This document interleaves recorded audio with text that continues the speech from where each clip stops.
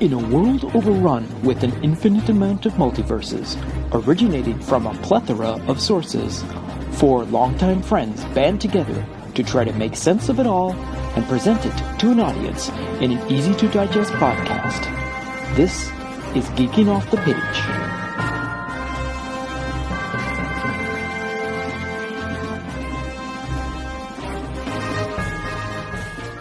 Hey everybody, my name's Trevor, and yes, I am wearing pants, and no, I'm not going to show you. I'm Mike Kitchen, and what is a plethora? I'm Gavin, and I've got a plethora of greetings available, and I'm not going to give you one now. I'm Troy, and look, if there's a steady check, I'll believe anything. Damn you, Gavin! So we're without Troy, at least for part of this episode, and I think that's going to work. We'll see. As usual, we're a collection of idiots who met in Sheridan College, who talk about these sort of things. I'm the idiot. I don't know what you guys are. I Clown resemble that Factory, remark. Idiot Factory. I don't know. Anyways, we discuss all things geeky and nerdy. Movies, comics, video games, all that sort of stuff. Basically, we just waste your time for 2 hours. Yeah, nerds. So I'm trying to be a little quiet because my kids are sleeping, but they can't hear me. They're asleep. Who cares? Now, normally we would talk about trailers, but were there any? Anyone? Bueller?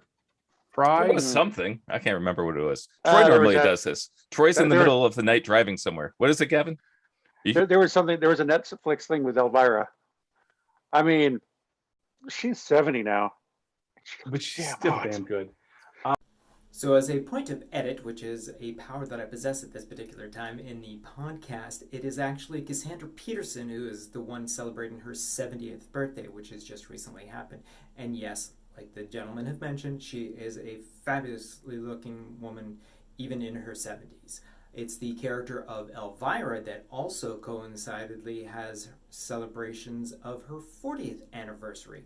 And that actually has included not only a memoir book that has been released, Shudder has released a 4-movie marathon to their services starring the Mistress of the Dark. And the Netflix show that Gavin has mentioned is Netflix and Chill, which is hosted by Elvira and premieres every Sunday in October of this year. She ages well. Now there was something about the Batman behind the scenes, but I think this was actually not the Batman movie, but the upcoming Flash movie. It was a lot of stuff with the motorcycle, seeing it in action. It was interesting, but yeah, you could tell the Batman was like, whoever the stunt driver was heavily armored up. So this is obviously not like a year one Batman. This is a much further down the road Batman. And I think this is the Batfleck Batman and not the Keaton Batman. So it was interesting. There's one thing that happened on Facebook where Eric Larson was talking about the unpopular Batman opinion that Batman's suit should be basic tights, no armor, no protective gear. And any bad actor except for what Adam S. would tell you that they could barely move in bat armor. The Batcave should be almost empty, and the Bat family is way too big. And that Frank Miller and David Mazzucchelli got it right in Batman Year One. And I agree with that. Again, we've said this on previous podcasts. I think that the Batman Dead End Batman is probably one of the best Batmans that has ever been put to film. And that was just a dude in basic tights. And I don't know why they could not figure that out for this movie. I mean, for all of the movies, like I firmly believe Batman should be, he didn't train wearing body armor or Kevlar and all this extra stuff. And the only time he, like in the comics, he would kind of gear up is when he was anticipating a bigger than normal fight. And the only body armor he had was his logo. That's where he expected people to shoot. Yeah. Other than his belt full of gadgets, he might have some curb stomping boots on and maybe a little bit of extra, maybe some knuckles in his gloves. But other than that, he's just wearing silk or whatever, whatever tights he's wearing. Yeah. Just so that he's mobile. That's one thing Eric Larson was talking about is he should be using the cape like a Matador cape.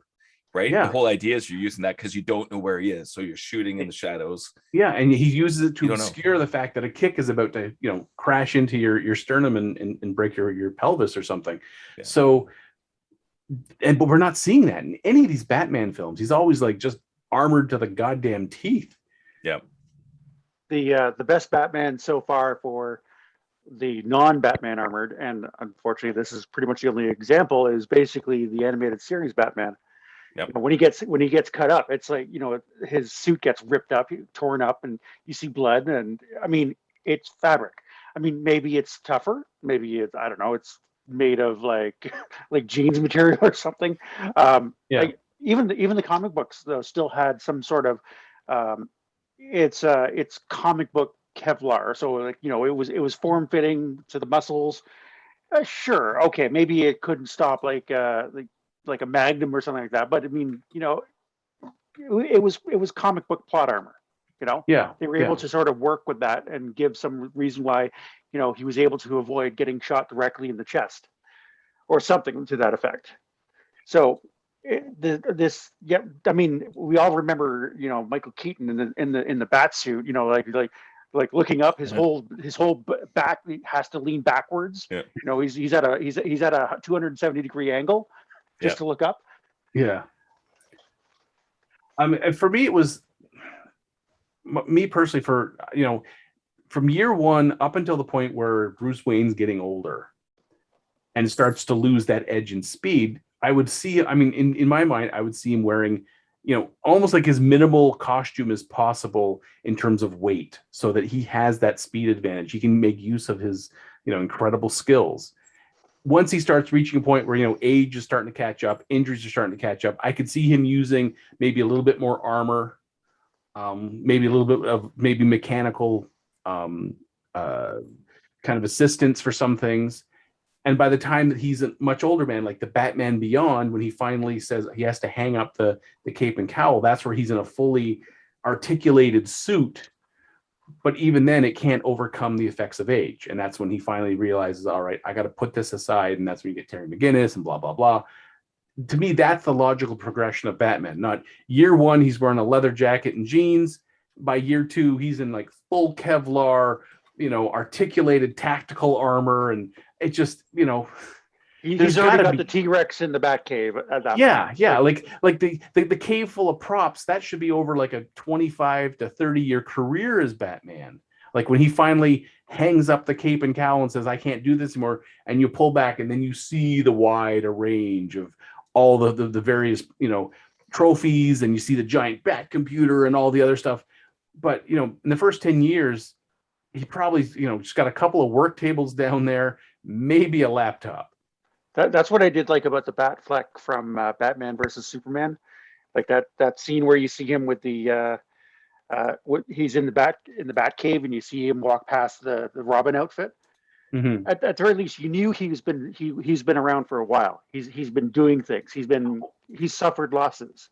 When we do the Batman episode, having to defend a Batman, I've got a whole bunch to say about that. A lot. So was that our only real trailer like those? I think that was the only real one. I think. Yeah, we didn't have a whole lot of trailers this week just because there was a bunch of other stuff. So things that did come out. What If? The second to last episode. And that was an episode. Oh man. Oh my God! They teased it with the end of the Thor Party Thor, where we saw the Vision Ultron with the armor with the integrated Infinity Stones. And I was thinking, okay, it was just going to be a quick. Maybe we'd see it in season 2, but oh no, they paid off in spades. Did they ever? Really paid off in spades. I gotta say another thing with this episode. Again, a better Black Widow than the Black Widow movie. I don't understand why these guys are writing these shows are able to do such a great Black Widow, but the entire movie we didn't get any of that charm out of the character.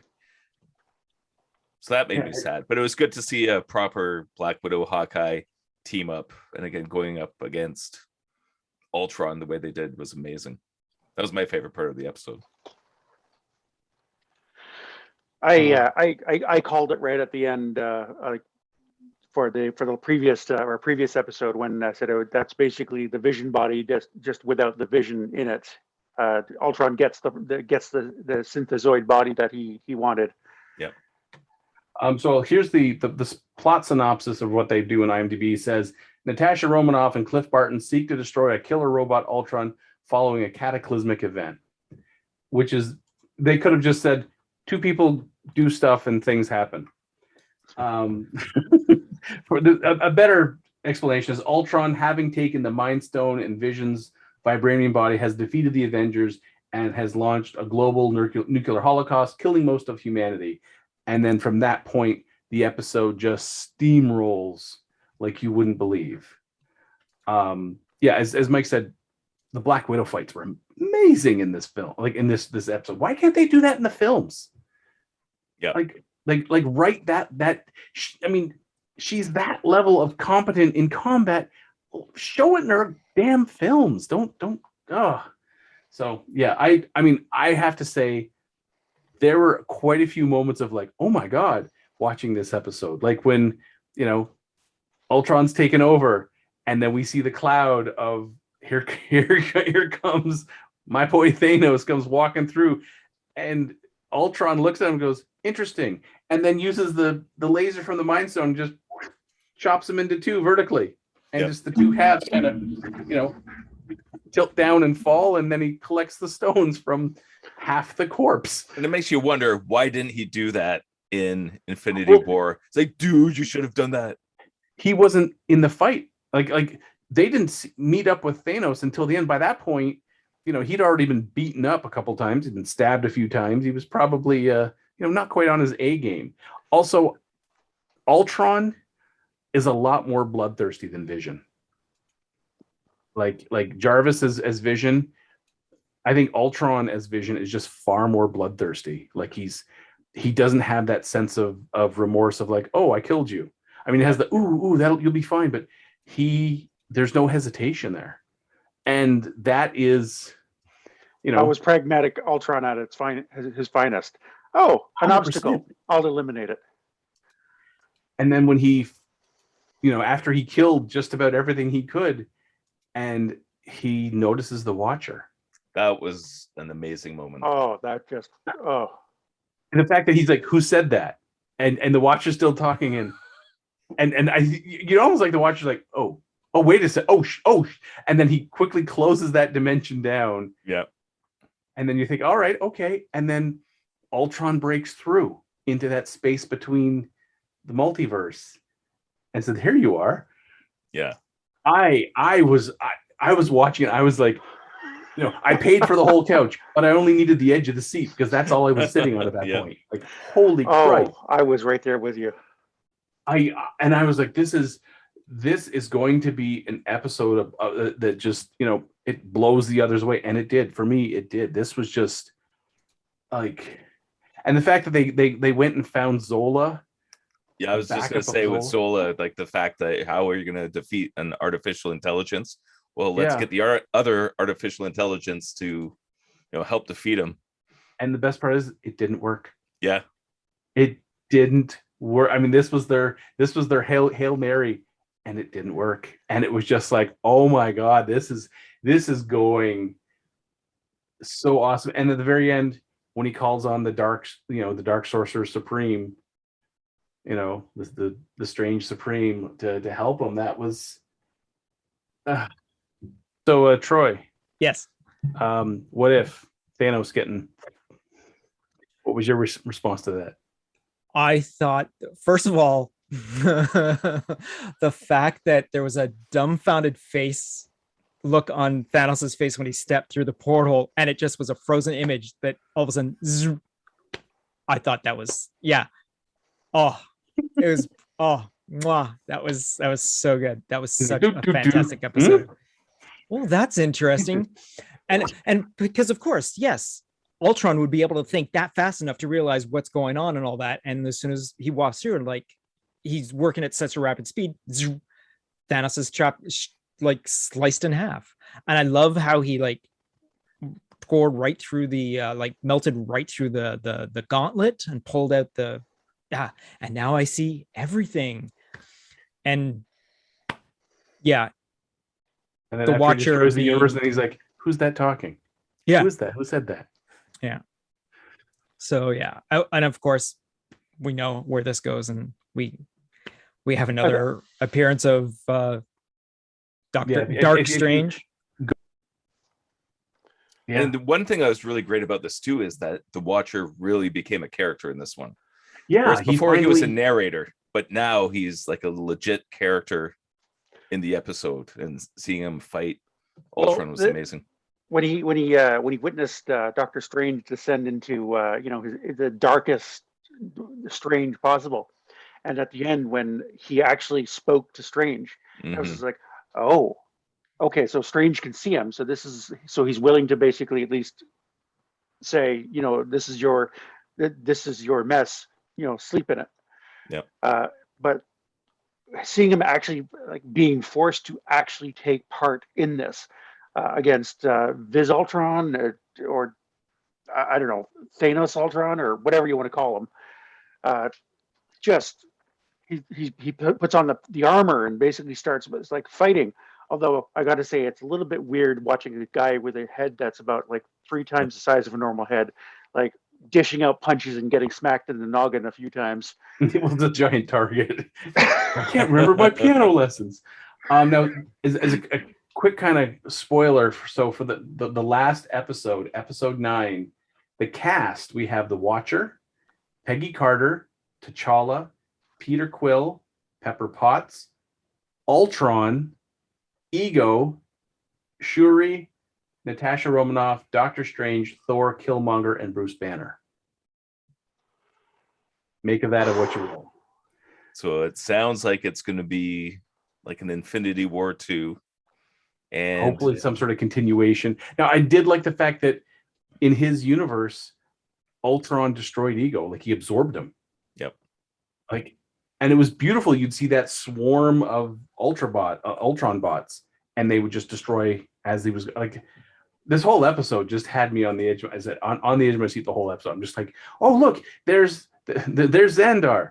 There was Xandar. There's Ego. Yeah. There was Ego. And the Ultron bots, the way he like snaps his fingers and you just see the entire world light up with lights. It's like, oh snap, literally. Yeah. It is very telling though how much more measured Thanos was in sort of the MCU world, where all he does with it is get rid of half the population. That's all he did. And then he destroyed the stones because it was temptation. Well, that was his goal. He met his goal and he was done. Ultron was just eliminating all the chaos in the universe by eliminating everything living. Well, to be fair, he did absorb the internet and then decided that humanity needed to be extinct. So, I mean, rightly so. A fair point. Yeah, I mean, yeah. He probably stopped at Pornhub and went, "They got to die." Oh, 4chan. Okay. No. This has got to go. Yeah. So, I mean, I like the fact that he didn't just snap his fingers and obliviate everything. That he took the approach of using himself as the other bots to achieve his ends. This was a glorious episode. I thoroughly enjoyed it, and I am looking so forward to this Wednesday's episode. Yeah. Oh my gosh, what it's gonna be an episode and a half. Now, do we have anything else to any other shows that came out? Anyone? I haven't watched any other TV shows except Naruto. I'm going to give that a plug. Not Naruto, Boruto, because that show has gone absolutely epic. Naruto's gone into his Baryon mode. He's burning down the chakra of the nine-tailed beast, going against the ultimate villain, the Otsutsuki, Ashiki. And all rumors are that the nine-tailed fox is going to die in a couple hours. What time is it now? I forget what time the episode's released, but the whole family's looking forward to that. Other than that, it's just been a couple movies. Finally saw Shang-Chi and we saw Free Guy. So we never talked about those on the podcast yet. What do you guys think about those movies? I really enjoyed Free Guy. I really enjoyed it. It was just such a fun movie, and it was the majority of video game movies just try to take the story that made the video games what it was and rewrite it to suit their story or whatever it is. And I think what you meant to say is ruin it. Is that what you're? Yeah, they ruin it. Yes. So I mean, case in point, that. Do you recall the awful live action Street Fighter movie? I know. Oh, yes, I tried to wipe that out of my memory. They effed up super bad on that because they tried to weave a story in and among whatever was going on with Shadow. Mortal Kombat. Okay, the PG rated one that we saw back in 1992, 93. That was good because it actually followed the plot line in a way that actually made sense. So there was a tournament. Wait a second, you mean a fighting game tournament movie is having a tournament in the movie? Weird. So they did it right. Did you guys wait, just because you were speaking about Street Fighter, did you guys ever watch Street Fighter Assassin's Fist on YouTube? That is one of the most epic things I've ever seen in my life. Here, let me try and see if I can bring this up because this is definitely worth sharing. But it's the most video game accurate thing I've ever seen, and especially like you're talking about Street Fighter and how bad that movie was that they put out in the 90s, and these guys just got it right. I did see this. I think I had to, at the time, trying to watch it was the tough part. Yeah, and this is when I was able to watch with the family, and everybody got into it. And it's a whole bunch of little short webisodes, but the fact that they got the characters looking right, they got the costumes right, the whole vibe of the story is correct, and it's sort of like a prequel to the video game. So it's Street Fighter Alpha in a way. Yeah. Basically, yeah.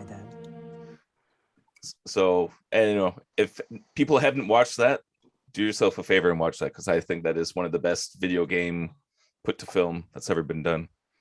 But back to Free Guy. Yeah, back to Free Guy. Yeah, go ahead. I was just going to say the thing with Free Guy is it was a video game movie, but because it was something entirely new, it didn't have to take the bits of something and kind of ruin the rest of it. Mm-hmm. Like just with the Van Damme Street Fighter movie, it's like, oh, by the way, I'm E Honda, and I'm the camera guy. What the hell are you doing here? Oh, and I'm T-Hawk. Okay, don't take the parts that you think are good and turn it into excrement.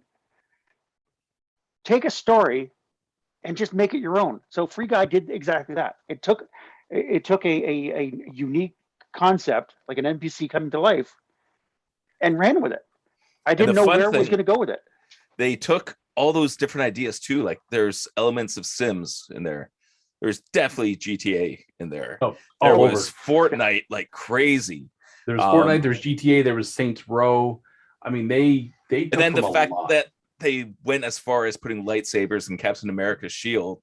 That's crazy. And then the YouTube commentators on top of that, like they took all these elements that are a part of the culture and just kind of turned into this glorious snowball of a movie and threw it at us, and it was good. Not to mention, when we complain about seeing all of the good scenes from a movie in the trailers, there were twists in there that I did not see coming, despite having seen some really good bits from the trailers. We talked about that in the podcast. It's like, we've seen this trailer. I kind of feel like I saw the whole movie, but then you see the movie. It's like, nope, I didn't see the whole movie. Like, I felt the same way. I'm thinking, oh, I know this scene because this is what they set up for. And then you see the little bit that you saw in the trailer, and then so much more after. You're like, oh, that's okay. They didn't show all the best scenes in the trailer. Thank God. Yeah. And then the payoff. Go ahead. The payoff for basically it was like, why is this NPC becoming sentient? Why is he becoming this person? This is the reason. It's like, holy shit, this was not even hinted at in the trailers. Like, Yeah. it wasn't even like, all you knew was that Watiti was just this douchebag game developer, and that was it. He's just trying to destroy it. Nothing else. Yeah, and he Yeah, was and a beast in this movie too. Like, I mean, he did a great job as Hitler, and he did a great job directing Ragnarok. But He's got some acting chops. He definitely has some acting chops. Yeah, it there wasn't honestly anybody in the movie I was like unhappy with the performance. And the editing was nice and tight. Like the story kept moving. It didn't, even when they got to what would be considered a slow section, like, oh, we're developing a character, they still kept the editing at a the pace didn't slow down so much that it got bogged down, and then you're like, oh god, or can we get to the third act already? Yeah. It was great. And I mean, the runtime is 115 minutes, so just under 2 hours. It didn't feel like you were sitting in your seat for 2 hours. And I'll give them credit for this, because this was movie number 2 of a doubleheader at the drive-in. So we were sitting out until midnight, freezing our butts off because it got damn cold. So everyone's got their blankets. The kids have already seen this movie, but they wanted to stick it out because they liked it so much and wanted to see it a second time. So the fact that it kept all of us up past midnight to watch this movie in the cold. And one thing is, the movie was shot in a way it works really well in the drive-in because it's bright. You can see things. One thing I was going to say about Shang-Chi is it was a very dark movie. It was really hard to see. Yeah, there was a couple of like the fight on the building. Yeah, I was struck. Even in the theater, I was like, I can't make out a whole lot of stuff because you only really have the lights from like the giant neon sign on the other side of the wall. It was just like, yeah. Did this fight really have to take place at midnight? Yeah, and then comparing it to Free Guy, it's like, hey, I can actually see this movie and I can enjoy the whole thing. It was so much fun. Yeah, I had a lot of fun with this movie. It says right now, box office, it's taken $319, and I'm looking at all the more power to it. Like, this movie is successful because it's not just, oh, well, it's there's not a whole lot of movies coming out. The movie's successful because it's a good movie. It's an enjoyable movie to watch. Ryan Reynolds is great as that kind of fun, goofy character. Yeah, and contrasts nicely with perfect. Mm-hmm. Absolutely perfect. So yeah, I really enjoyed Free Guy. And then we had Shang-Chi, Legend of the Ten Rings. It was good. I enjoyed the movie. There were things I wish they had done differently. A lot of things I kind of wish they had done differently, but that's fine. That's fine. I mean, the problem is the Mandarin is a character who his main opponent in the comics was Iron Man. Yeah. And so they kind of took the Mandarin and Shang-Chi's dad of Fu Manchu from the comics and kind of melded it into a single character. I do like the backstory of that, this guy's been around for thousands of years. And when he met this woman, Shang-Chi's mom, he was willing to give it all up, give up his criminal empire, everything. And then she was taken from him. And in his grief, he resumed the criminal empire with a vengeance. It makes the villain kind of he's got some pathos to him. He's got a reason why he's doing what he's doing. It may not be correct, but he's doing it because this is what he believes in. You understand his reasons. Yeah, and you kind of understand his pain as well. Like, he if he hadn't have given up the 10 rings, he probably could have saved his wife in some way. Well, let me ask you guys a question. I didn't look up the history. Who's the wife supposed to be in this movie? Is she based on a character in the comics? I'm just trying to remember. I don't think so. Cat. I got a cat who's desperately trying to jump up onto my lap every 2 damn seconds. Yeah, I don't do a quick research. I don't think has a let's see, Wenwu's wife.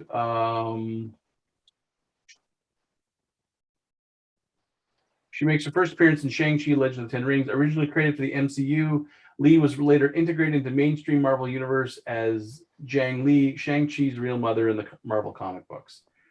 But she wasn't, there wasn't like some mystical realm full of like god level martial artists. That was more of like Iron Fist.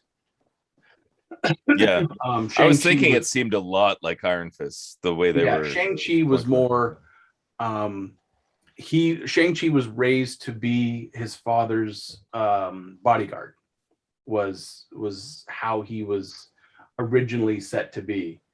And Fu Manchu, I mean, not the, you know, the best of names and not the best of connotations, but yeah, he had his son raised and trained to be the ultimate martial artist, the ultimate bodyguard.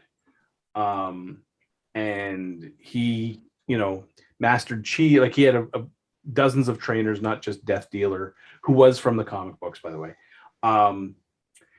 But he, you know, he was supposed to, you know, his whole tagline was Master of Kung Fu. The hands of Shang-Chi, Master of Kung Fu. He basically almost like he's the Batman of the Marvel universe in terms of martial arts skill. Like, just there's really no one above him when it comes to martial arts. Even though he wasn't superhuman, he could still take out superhuman opponents just through sheer skill. And so there was no mystical realm or anything. That's, again, as I said, that's more like the Iron Fist route. So I think when they did the film, they're like, well, we got to explain how this guy can be so great at martial arts and whatnot. And to me, that was part of the letdown of the character. I like the rings as, you know, rings around the forearm. I still don't like those. I would have liked to seen them where he got them from. I mean, I know that's part of the mystery. They did that in the cutscene, but we don't know where they're from. They're sending a signal. But I'd like to have seen them where whoever got them first, where he pulled them out of, like be it a crash ship or something. Just something to kind of give a little bit of away of the origin without actually giving all of it away, so they can set something up for Shang-Chi. Okay, so question for you: why do you like them as bracelets? Because then whatever he pulled them from wasn't the same size as a normal human. So if these rings fit on the forearm, imagine how big the being was that he pulled those rings off the fingers. Okay. How big are those fingers that those rings now fit on your forearm? Yeah. To me, that would have been like, so it was like a giant that he found. This crash ship had a giant in it, and he pulled the rings off, and together they had a sort of power he could figure out how to wield. Because for me, everyone's one of the things with the Mandarin is that the rings all had different powers and abilities, right? Yeah, each one, like one was disintegration and one was this and one was that. Yeah, and that reminds me a lot of the stuff that you see in anime. Again, I'll go back to Naruto. Like, they always have these powers. All the shinobis have different powers that they can do. Like, they can shoot fire, they can do disintegration, they can shoot ice, whatever it is. Like, you're pulling from the chakra and delivering different types of nature powers through the chakra. And it would have been so fun to see this, but the rings didn't really do anything. I mean, he throws them around and he kind of extends his punches, but it would have been so much fun to see more of that magical element to it. And it would tie so much into that sort of anime culture. Like, you're so used to seeing characters perform that kind of magic that I was missing that from this movie. Yeah, I would have liked to see each ring have its own, like, it works in concert with the other rings, but then each ring individually has its own specific, because I have the list here of what each one does. So we've got, one has an ice blast, one does increases the mental energy of the person, lightning, electroblast, flame, a white light, so I don't know, flashlight, who knows, black light, kind of like the opposite, a disintegration beam, a vortex beam, an impact beam, kind of like a long range punch, and then a matter rearranger. So my only problem with the rings, the finger rings, is that in the Marvel Cinematic Universe, I mean, we've now established that the audience is not just coming in there completely blind, but there are some things that would be very difficult to kind of explain in the context in which they're introduced. Like, having each ring do its thing without having some kind of I don't know, supposition about what each one does, or like him visibly demonstrating what each one does. It's very hard to kind of convey that these rings can do all of these things. Mhm. So I do like the idea of it being sort of this all-encompassing. You know, he can kind of like use them to create a barrier, or extend his punches, or basically whip them out, and whatever he's doing. To me, Gavin's that always feels wanted to whip it out. well, except in front of that busload of nuns. Stay there Don't get me while I started on that one. Work this out. But the thing is there's just a little too much to have to try to explain. Like with Iron Man, you know, you had the repulsor beams. You know, you kind of got the idea that okay, they help him fly, but you can also use them to blast things apart. That's kind of cool. And so everything was mostly sort of a variation on repulsor beams, or you know, he added little mini missiles of things that people could kind of identify. His Like laser. exactly, this is something that they could instantly identify. But because the rings are just like, I'm going to disintegrate you with my ring, but I'm going to freeze you first with my other ring. There's just a little too much to deal with. Do you in terms think of- you'd have to explain it though after Guardians of the Galaxy, after Doctor Strange? I think people are just like, yeah, rings with powers, cool. I buy it. Yeah, but like that. I think it's a bit too complex to try and show like what each of these rings can do individually. What I could see in Shang-Chi 2, him discovering that they have other abilities as well. Yeah. That's where I think it'll make much more of a. It's where it's see, just like a picture that shows it all. I do like the look of those rings over the initial rings, which basically looked like pretty much like you know special decoder rings from a Happy Meal. Oh man, imagine the licensing. They could have made some killer money if they did that. Oh yeah. Yeah, there's other things like for the movie itself. The some of the stuff that I like the whole arena that his sister had escaped as well, and she had this whole fight arena. That was a nice visual. The fight on the side of the building, again, as we mentioned earlier, just too dark. It was hard to tell what was going on. I love Trevor Slattery coming back as a prisoner of the Mandarin. That was a nice touch. I like how they tried to redeem him there, like as a character, because he was so bad in Iron Man 3. His little companion of Morris, that was a nice little guy. And the fact that he regardless of how brave he is, he's still a coward at heart, and he fully absolutely embraces that. I love how he was acting dead. That was probably my favorite moment for him in the entire movie, where he's lying dead in the battlefield and the little creature Morris comes over and he's like, "No, I'm just acting dead, love." So good. There were things that I felt were, kind of mishmashy. Like, yeah, okay, he got his first assignment from his dad, and then he took off. Does his dad really need him? Honestly, other than he needed the necklace to help, but other than that, he didn't need him. Yeah. He didn't need the dog. Like it just. That was the part that kind of fell apart for me. Is like, Well, that's a little bit of a cultural thing too, though, as far as the family legacy and carrying on the line. Of course, he's almost immortal, so maybe he doesn't. Yeah, well, he is immortal. Like it even says, even in the opening scroll, it says that has these 10 mystical rings that grant him immortality and godlike power. Yeah. Well, the immortality, as long as he's got the rings, he's not going to be. He doesn't need kids, sort of thing. What did you guys think about the character and costume design for it? Because for me, I always wanted to see the actual comic book looking outfit. Like I thought it was cool if he was, just wearing a suit and tie for some of it, but to have the actual robe and the long hair. Yeah, I wanted to see the Mandarin in that beautiful robe, and I wanted to see Shang-Chi in the traditional red silk garb. Right, make him look like a Street Fighter at some point. Like we were just looking at those other Street Fighter things. Not a ballistic interpretation of, a Dobok or I would be fine if he had that costume at some point, like when he joins the Avengers, he finally gets that. Okay, fine. But yeah, like I agree with you. Give me the proper gi outfit. Yeah, so Or at like least like, half like the Shuri, comes up with a costume that's half Stark Tech, half vibranium or something. Yep.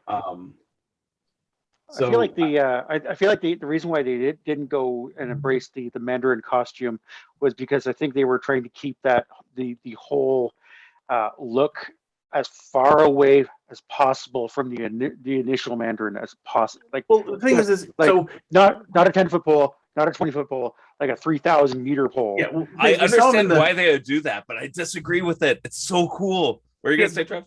Yeah, well, what I was saying is so we saw him in the black three-piece suits and whatever, but the fact is the actor himself, it's not like it was just some white guy, generic white guy wearing like a Chinese robe. Yeah. That would have been like, oh God, what the hell are you doing?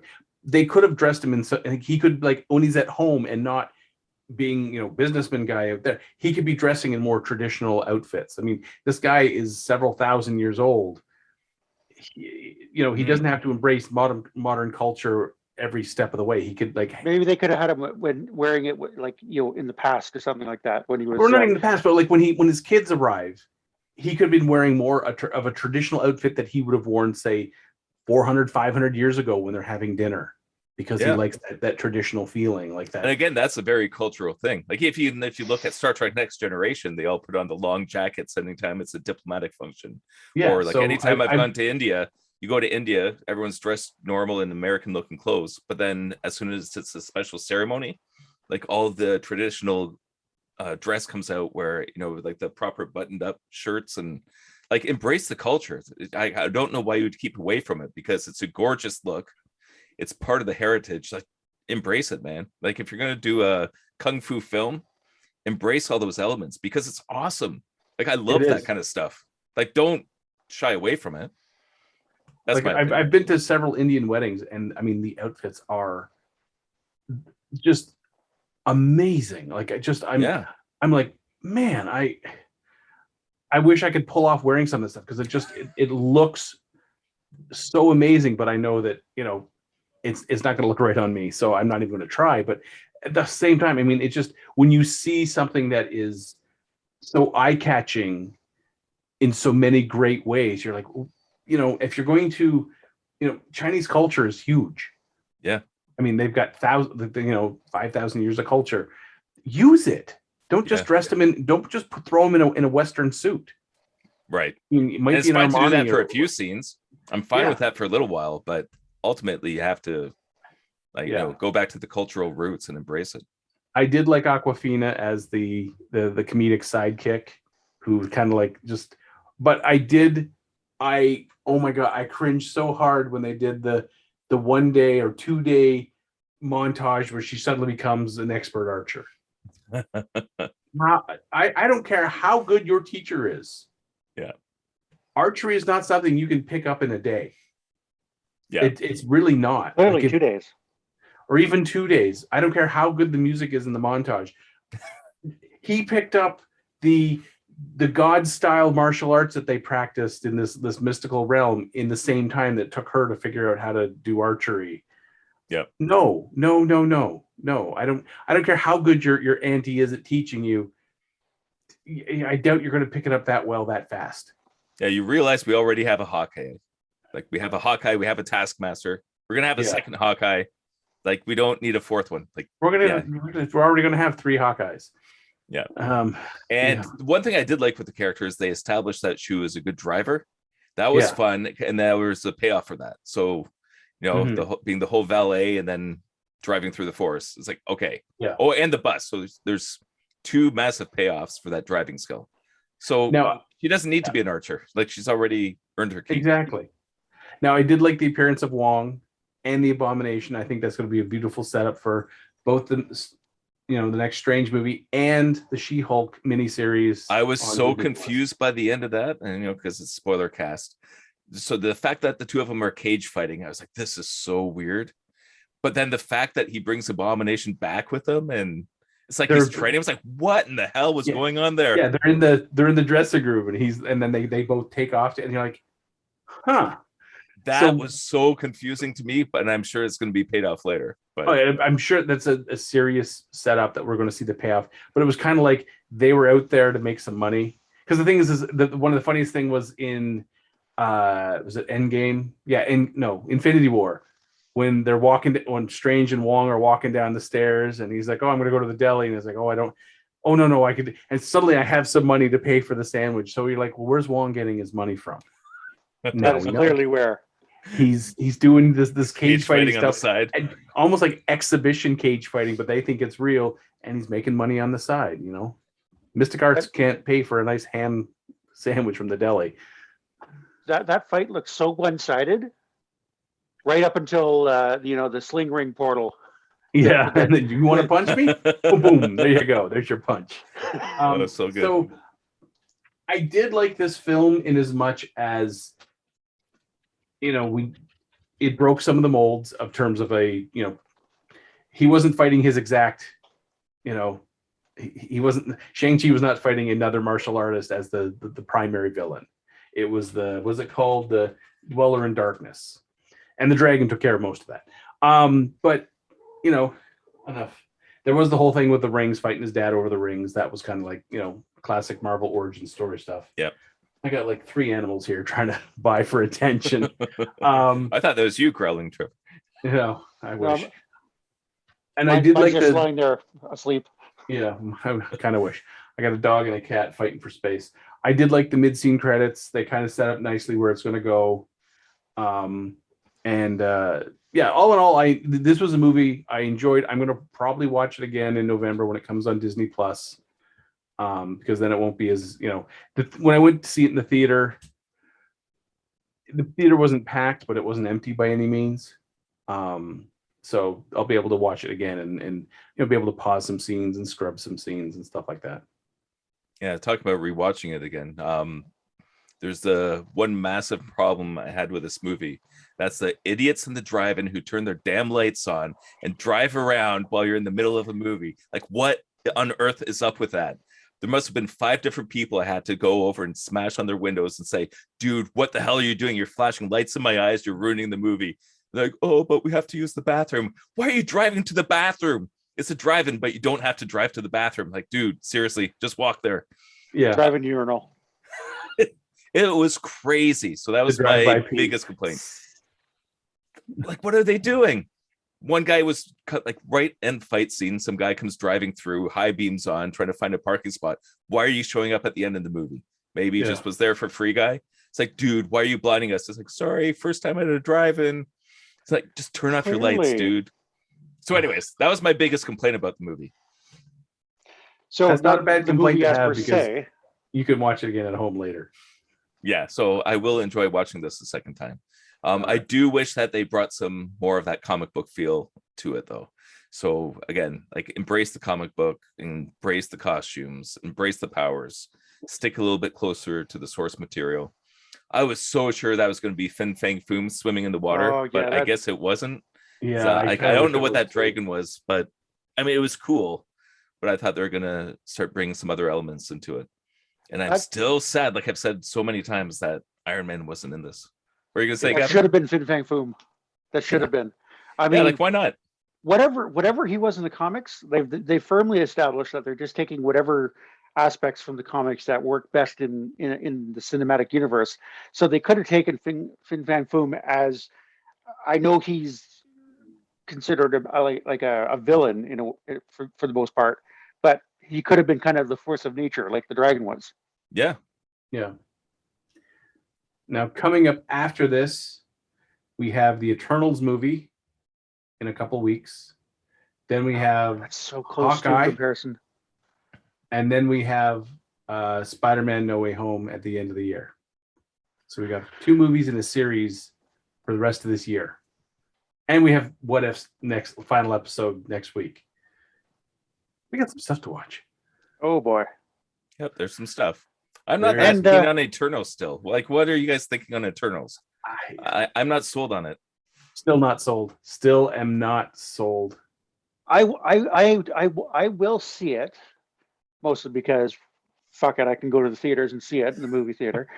But honestly, I haven't really seen much in there that's really grabbed me as what like what a gotcha moment for so far. Well, Now, when they talk about why weren't you guys like jumping in when Thanos showed up or when all the other stuff was going on, and like, oh, we were told not to. We can only here to take on deviants. Thanos is a fucking deviant. He's an eternal deviant. Yeah. Why were you not there? And he's even tied into your whole thing, right? Yeah, this guy. Yeah. This guy right here. He's one of the deviant race of the Eternals, Why weren't they there? So they better explain that better. yeah, that's actually one of the big reasons why I'm going to go see it, is because at least it'll slot into whatever part it's supposed to explain. Amanda is just like, so what the fuck? Where were these guys? The trailer gave that oh, we're not allowed because the deviants. It's like, that's not an excuse. Well, there's that one little sequence in the trailer where they're kind of like sitting around in a big circle, and I'm like, maybe that's where they were during all this, waiting for the little power pellet to come down and jump in their throat. There's like one big circle jerk or something. So, oh, we can't go yet. My pellet hasn't come down out of the statue, so I gotta wait. My Pez dispenser hasn't let go. And that bit where I was like, oh, who's going to lead the Avengers now? And then what's his nuts basically? Kit Harington goes, I'll do it. I'll do it. He's like, you arrogant fuck. Yeah. You're not fit to piss in the shoes of Captain America. Yeah. It's like, you better have a movie first, dude. Or don't be pulling no Captain Marvel on us. Yeah.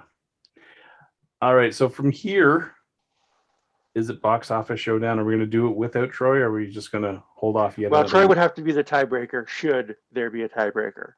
Like if we all three of us agree, then obviously there would be no tiebreaker. It's a pebble in the water. If it's a 2-1, then we have to wait for Troy's vote, because he may even up the vote or he may push it firmly the other way. It sounds like sacrilege to do it without Troy, but we've put it off for what, like 2 months now? Mm-hmm. It's the ultimate cock tease. I'm fine with just jumping in and doing this. All right. So we've been doing box office showdown. For anyone who hasn't been listening up to this point, I'm going to try to explain it horribly. Just hang on. So much like March Madness, Troy went through the top 100 box office from Box Office Mojo, and he grabbed all the comic book films in order of their box office proceeds, and they were, regardless of where they were in the list, he 1 through 16 is how he labeled them. And then we did a March Madness of brackets, and as each bracket got resolved, it got tighter and tighter, and we're down to the final 2. And so lo and behold, the first one is Avengers Infinity War. It came out in 2018. Let's see, budget of box office of $2.048 billion. That's a lot of moolah. And the tagline is, the Avengers and their allies must be willing to sacrifice all in an attempt to defeat the powerful Thanos before his blitz of devastation and ruin puts an end to the universe. Now it's going up against its sequel, Avengers Endgame, which came out in 2019. A little longer runtime, but made $2.798 billion. That's billion with a B, folks. That's some pocket change. And the tagline, its description is, after the devastating events of Avengers Infinity War from the year previous, the universe is in ruins. With the help of remaining allies, the Avengers assemble once more in order to reverse Thanos' actions and restore balance to the universe. Whoever writes these, it's almost like they didn't watch the film, because it's a B for banality. It is as generic as they possibly can get. So these are the two granddaddies. These were basically the last 2 big films of Phase 3, with the exception of the Spider-Man film, which was kind of like a little epilogue. And this is what all the films had been kind of leading up to: Infinity War and Endgame. And these were 1 and 2 in terms of box office, and had been leading the charge through our entire box office showdown. And fun fact, way back when we went into that next round, these two got bumped up against each other because just the brackets were put in wrong. And I know both me and you, Trev, we were looking at like, this can't be, like, there's no way this should be happening at this point in the competition. And then we realized, the brackets were flipped, and we finally got this this battle that we've been waiting for. This is the battle. This is number 1 versus number 2. Ready? Fight. Who wants to go first? Age before beauty. That's you, Gav. 1, fuck you. And 2, fuck you. And 3, I have to go with. Wait, before you say which one you pick, come on, a little foreplay, Gavin. Yeah, come on. You got to, give him a little bit of a tease before you get right into it. Not that kind of tease. I'm miming jerking off while tickling balls. Something Too much information. Yeah. Anyway, my vote is Endgame. We basically got hit with one of the greatest cliffhangers of all time, and then just we had to wait an entire year just to see the conclusion. And for me, there were just so many moments. What all I can call them is the fuck yeah moments in that movie. Like every major advancement in the plot, right to the final battle with the subtle on your left line. Just the theater was in chaos, absolute chaos. I like Ant-Man turning into Giant Man, breaking out of the ruin of the Avengers building. Chaos everywhere. I don't think I've ever been that satisfied with the conclusion of a movie in my life. It to me it outclasses Infinity War, which in and of itself was a phenomenal movie to begin with. But just because of it was the conclusion to that cliffhanger, I have to go with Endgame. For myself, I'm going to start with the negatives because I think it's fun to be negative about things. For Infinity War, Thor had the biggest negative story arc in that for me, with the whole getting his new Stormbreaker axe. It just kept, every time it went to him, to the star getting the axe forged, it was just slow. I thought the jokes didn't land. Him getting hit by a star for no reason because he's trying to hold open the gate to get it forged, I thought that was really weak. But for most of the movie, I mean, they pulled off the impossible. If you thought forming the Avengers was an impossible movie, bring the entire Marvel Cinematic Universe together in one epic movie, somehow having that many characters, giving them all screen time, give them all character moments, and pulling it off is an impossible feat. And I thought it was really smart of the writers, and I know we've mentioned this before, but the idea that they realized with so many characters, we have to have one central character. They realized it has to be Thanos. So this is a Thanos smash and grab heist movie. And because of that, you don't need all the backstories of all the different Avengers characters. You don't need to reintroduce everybody because Thanos is the hero of the movie. Everybody else are just obstacles that he has to smash his way through until he gets to the final snap at the end of the movie. So Infinity War for me, absolutely epic. For Endgame, I think this movie has more flaws than Infinity War. I think, again, Thor's got a lousy story arc. I thought Fat Thor was funny, but by the end of the movie, it gets kind of old. And I'm really sad that it was Fat Thor at the end fighting with Captain America and Iron Man. Like, I thought maybe he'd, get Milnor and zap back to normal or something so you could have all the classic characters back together again. Captain Marvel, I did not like her in this movie. Like, she didn't earn her right to be there, and the whole Femforce Avengers scene seems so shoehorned in that it bothered me.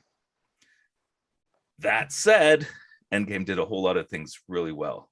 The introduction where they chop off Thanos' head in the first part of the movie, like, I did not see that coming. Absolutely shocked and had no idea how they're going to keep me in the theater for 3 hours after the main hero's dead. But that gave us the 5-year time skip. The fact Ant-Man's the one that is able to give hope to the universe, that was kind of fun. And the whole time travel aspect of it. And to me, that was so much nostalgia for the movie, like being able to go back to old movies and have all those old moments and re-experience them from different angles. So that was a whole lot of fun for me. And so when I have to decide which movie's better, and again, all the other ones we talked about, like Captain America getting the hammer, and all those, like Tony Stark finally realizing that he's willing to sacrifice himself. No, he's finally gets his hand on the ultimate weapon of the universe.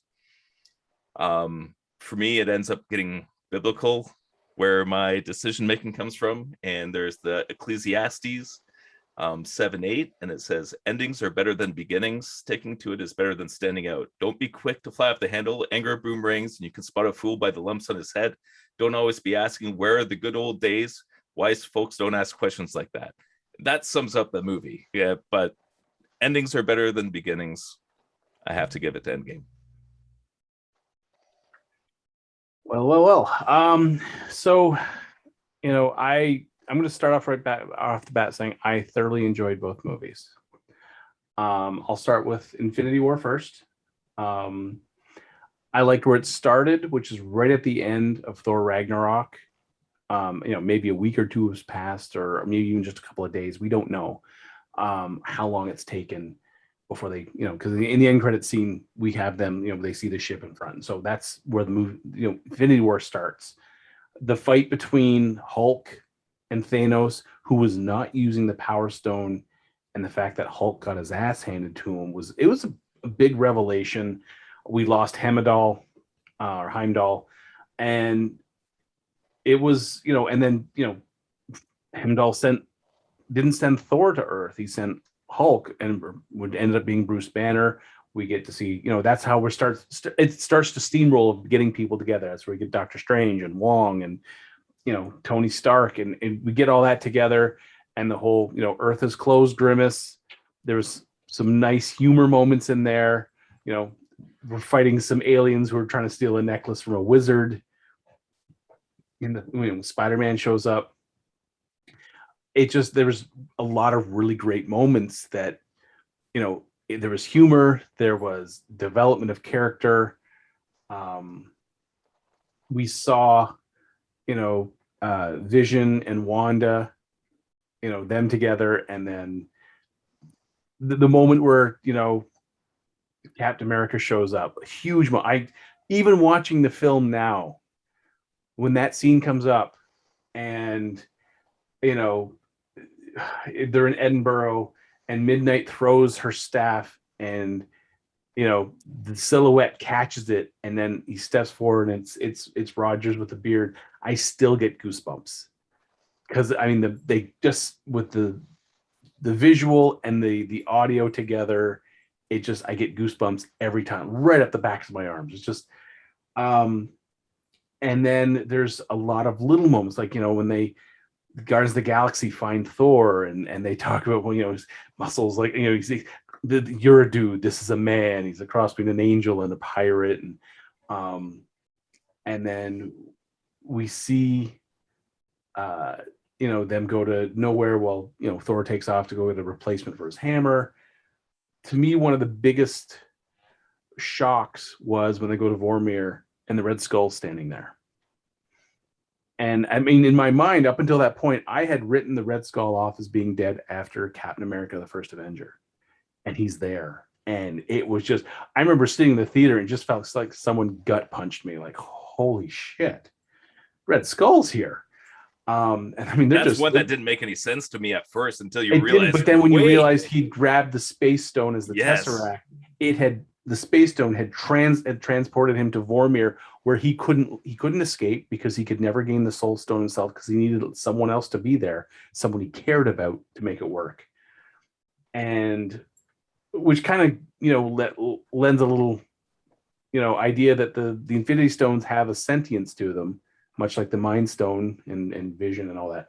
And then, yeah, the sequence where they're trying to forge Stormbreaker, it took a while, and it's like, you know, you got to hold this open and like you're going to feel the full power. Can't we just prop it open with some sticks? Or I mean, you got some shit lying around here, a couple of hammers, maybe a crowbar. We could totally prop this open. It would work. Anyways, that happens. Groot, you know, sacrifices an arm to become the handle. But it's when they, you know, the Guardians of the Galaxy meeting up with Tony Stark and Doctor Strange and Spider-Man, and we have the immortal line of, you know, I'll give you all that. Who's Gamora? What is Gamora? You know, that was a great. You know, Why is Gamora? Yeah, it's like, where's Gamora? Who's Gamora? I'll get better for you. What is Gamora? You know, the humor really. The fact that was apparently improv too, which is hilarious. Yeah, like that. It was really well done. It you know, and then the fight on Wakanda, you know, the reappearance of Bucky Barnes, you know, and the fact that Banner can't transform back into the Hulk, so he's wearing the Hulkbuster armor, and that whole fight was just, I mean, to me, one of the most telling moments is when they finally decide to open the shield and they charge. We finally get to see how much further along physically Black Panther and Captain America are compared to people in good shape, because they left them all in the dust, like well in the dust. And the arrival of Thor, again, big goosebump moment when, you know, down comes the Bifrost and the axe comes spinning out, and when it comes back into his hand, you're like, okay, Thor is here, things are going to get better. And then when he charges the army and jumps up, and we see Thor at full power after Ragnarok. You know, this is truly the God of Thunder doing what he does. And he, in that first hit, if you look at the ring of aliens around him that get knocked over and killed, he killed more in one hit than everyone else had up into that entire fight. Yeah, great. He did it all by himself with one hit. And don't forget Banner in the background. You guys are so screwed. As I've said in other podcasts, at that moment, Black Panther needed to scrape out his vibranium suit, because up until that point, he'd never dealt with a being of that much power. Not even close. And luckily he's on his side. And then we have, you know, the fight in Wakanda. And meanwhile, Thanos had done the fight in up on Titan, and thoroughly kicked everyone's ass up there. And the whole Peter Quill screwed up because he lost his temper. That was part of the winning strategy that Strange had. Anyways, back on Earth, we do the fight of Wakanda, and along comes Thanos and rocks the world, and then does what no one thought he'd do. He got all the stones. He rewound times after Wanda tried to sacrifice Vision, got the stone, did the snap, and people start dusting. And I remember sitting in the theater going, holy shit, he did it. He did it. And then when you see all the various heroes dust right up until with Spider-Man, and you're just like, I remember sitting in the audience and looking around, and there's not a dry eye in there. You know, people were in tears. Thanos won. All the, you know, a lot of favorite heroes gone. And the movie ends. And that's, you know, credits, and people, you can't end a movie like that. And I remember thinking, thank God there's another one coming in a year, because holy shit, that's quite a, you know, that's like the Luke, I am your father. You know, that's a big moment. And then we jump next year into Endgame. And as you said, starting the movie off with beheading Thanos, and then you're like, but I'm supposed to sit here for another, like, at least 2.5 hours. You got to give me something or I'm leaving. And then when they cut to black and went 5 years later, and the way they did the pauses with each of that, it was beautiful. Even the fact that the opening music, I mean, this was trivia of, they used half the orchestra to play the opening music to represent the dusting of I didn't even realize that. Yeah. That's awesome. So if you listen to the opening refrain of Infinity War versus the open refrain of Endgame, Endgame is so much more diminished. And then I found it's because they only used half the orchestra to represent the members of the orchestra who would have been dusted. That's so brilliant. That is incredible attention to detail. This is what the Russo brothers brought to the table. Yeah, and then we have, Ant-Man is the one who comes out of the quantum realm, and time moves differently there. We can do a time heist. Why didn't we get the stones? And when they figured out the whole thing in 2012, 3 stones were within spitting distance of each other, and we got to see the Avengers from a different angle. That was great. We got to see when they handed off the Mind Stone or the Tesseract, and the whole Hail Hydra. It was just beautiful little moments in there that they made you crack a smile. And I mean, up until that point, there were a couple of fuck yeah moments, like when Ant-Man shows up, or when God, I feel like a pirate.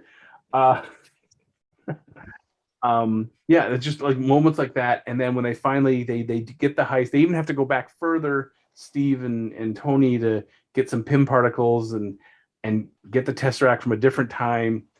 When they finally get the glove assembled, and it's Banner as Professor Hulk, says, it emits gamma radiation. It's pretty much what he was built for. Now, we'd seen the devastation on Thanos of snapping what it does. And I was kind of hoping maybe Banner could suffer it. And no, his arm got roasted. And we got to see Clint, facing off these dog demons, because he didn't do it last time. He did pretty well for a guy with a sword and a bow. Yeah, and then we got the 3 original Avengers: Thor, Captain America, and Iron Man facing off against Thanos. They're like, well, he beat the Hulk hand to hand, so these guys aren't all brute strength. Let's see what they do. Not good at all. He rocked their world until Mjolnir came to the Captain America, which, again, a moment when I watch it when it's on TV, goosebumps. The second you see it lift, I start getting goosebumps for me, and it hits Thanos as on its way by, and the second he catches it, it's just one of those whew moments. I still say that as in a past podcast, they missed the opportunity to have Captain America's star actually be a set of armor that Tony had snuck on him. It would have been nice to see him doing that. Anyways, he, even with powered up with Mjolnir, Thanos fought Captain Rogers to a standstill. He stopped him. And then you have that iconic moment, as Gavin put it, on your left, which, again, goosebump moment. You hear on the left, and then you see the circles forming, and I just remember in the audience just like, are they? And then you see all the dusted heroes come back for that giant fight, and then Ant-Man is Giant Man coming up. That punch he does on one of those flying snaky things. That whole fight, with the exception of, there were a couple moments that I was just like, oh. One was female Avengers, and the other was, did they really think Captain Marvel needed an escort to fly to the van? She just destroyed Thanos' ship with her head by herself. Did they really think they needed to clear her road to the van? She couldn't do it herself. She could have flown backwards and just been sneezing and killing everybody. I did like the whole fight with her and Thanos over the glove. The first time he hit her, she felt it. The second time, she took it and just kind of blinked at him. And then he plucked the Power Stone and hit her with the full fury of the Power Stone. And then the redemption of Tony Stark, finally willing to make that sacrifice. He is that guy. And Strange is showing him this is the one time where we win. And they wrestle over the glove, and then Thanos is like, ha ha, and then checks the glove. That was such a great moment. It was a great moment. And he lifts up, and then the nanotech is putting the stones into place, and then you can see the power running through his arm and up into his neck, and he realizes he doesn't have a whole lot of time. You know, as good as that glove is, it's more than a human can take. And he snaps. There we go. The funeral was a little bit much to watch. And again, it was something like, you know, we got his funeral, but we didn't see anything for Nat, which we caught later in Black Widow, I guess. I did like the fact that Thor handed over the reins of Asgard to Valkyrie, realizing he's not a king. Well, I didn't like that part. So I did because with Fat Thor, it kind of showed that he wasn't ready to take responsibility in that way. He hadn't grown up enough. In my opinion, he shouldn't be able to hold the hammer if that's the case. That would make him not worthy. So that part kind of bothered me. Well, worthy can be described in multiple ways. Like, you know, he's worthy to wield, you know, have the powers of Thor. He's just not worthy to wield the powers of Odin. Mm. And part of that is showing he's growing up and realizing that he isn't fit to be king yet. To me, that shows more maturity than saying, "Oh, you know, ready or not, I'll be king." Mm-hmm. For me, that moment, I would rather he made her like the steward of New Asgard while he goes on a soul-searching mission, or so. You know, he didn't make her king. He just said she's the new ruler. He just handed her the reins, but he didn't say you're the queen. You know, don't fuck up. All right, I'll buy it then. You convinced me. And then Rogers returns all the stones to the time streams, but then stays in the past, which would then change the future, which then makes this a deviant timeline. It all works out. If I had to compare the two movies, I really, really, really like Infinity War because the fact that it kind of ends like The Empire Strikes Back on a evil one, you know, the villain succeeded sort of moment. But Endgame had more of those moments that, as a moviegoer, you know, brought chills to, you know, goosebumps for just the culmination of and the payoff of all those past Marvel films. So I think my vote has to go to Endgame on this one, is the better of the two films. And that's the way I gotta go. So Endgame wins. Endgame wins. We have a Troy's vote doesn't matter, although he says he might be joining us in a little bit, so we'll see. He might be listening live. He might already have a spoiler, but we'll see what he has to say. Yeah, he said he can join in 5 minutes, and that was what 20 minutes ago. Almost 20. It's 17 minutes ago. So he's going to join 17 minutes ago. Well, that's interesting. I'm very interested that everybody picked Endgame. I thought this would be the biggest nail biter of the whole box office showdown. I've given this movie a lot of, like, this particular matchup a lot of thought, and I actually went back and forth. If you had asked me a week ago, it probably would have been Infinity War. In fact, I went back and I watched both movies again, just to get them, like, refresh them in my head and look at them and say, all right, objectively, which is a better film? And as standalone films, both films require other Marvel films to support them.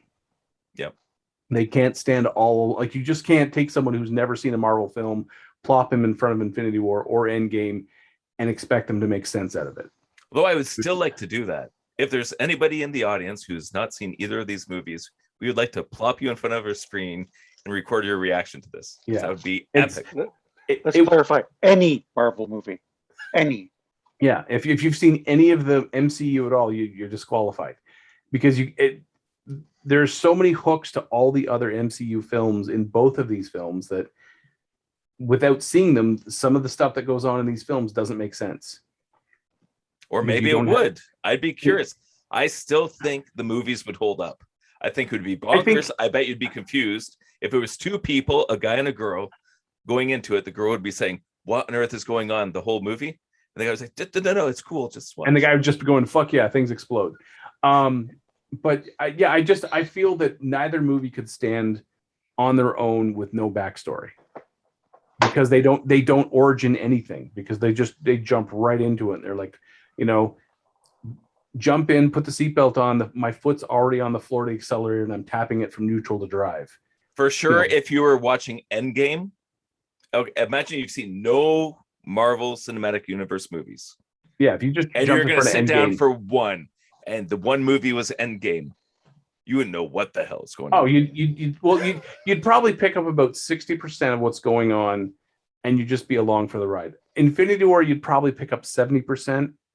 I and then think just you along can for the handle, ride. but again, essentially, this is one movie. If you really get down to it, Infinity War Endgame is a beginning and an end of one movie.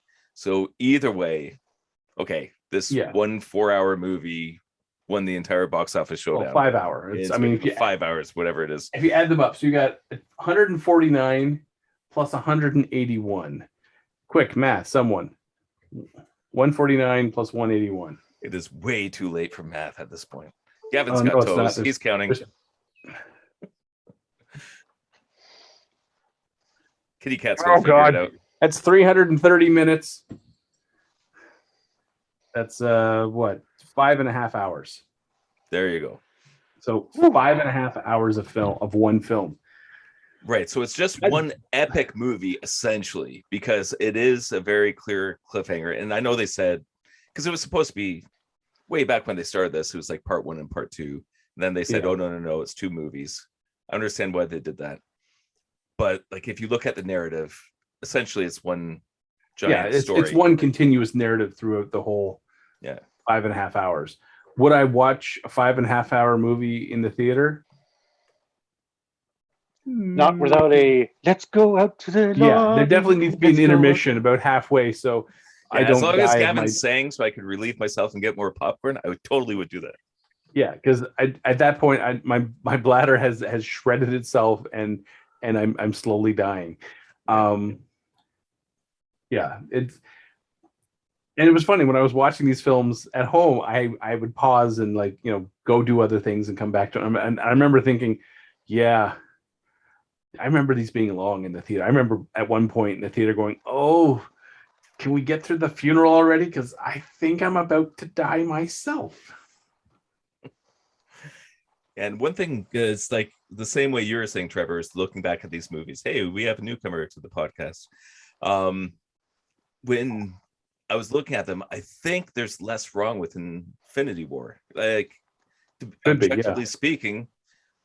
Well, there's less wrong things in Infinity War, but there's not as many big moments. Right. It's like if it's a roller coaster. Hello, Troy. Welcome to your podcast. Hi, guys. Troy. But if it's a roller coaster, like if you have enough of those high moments, like it doesn't matter if there's a little bumps along the way, because the ride is so epic that the little low moments don't really matter because everything else is such a rush. Yeah. So when it comes down to these two big epic movies, there's not much that can't be added to what it's already been said. I mean, it's impossible to, at this point, after the umpteenth week that we've been doing this, these movies have been coming up on their own, going up against other movies, and of course, they've been defeating every single thing. It's not to say that the other movies that they gone up against haven't been good. It's just that the caliber of these two in particular movies has been the culmination of what the Russos have been building on since they started with the MCU. And it is a spectacular finale to this 23 epic movie saga. Now, it was going to be the most difficult decision, is trying to figure out which of these two movies is the better of the two movies.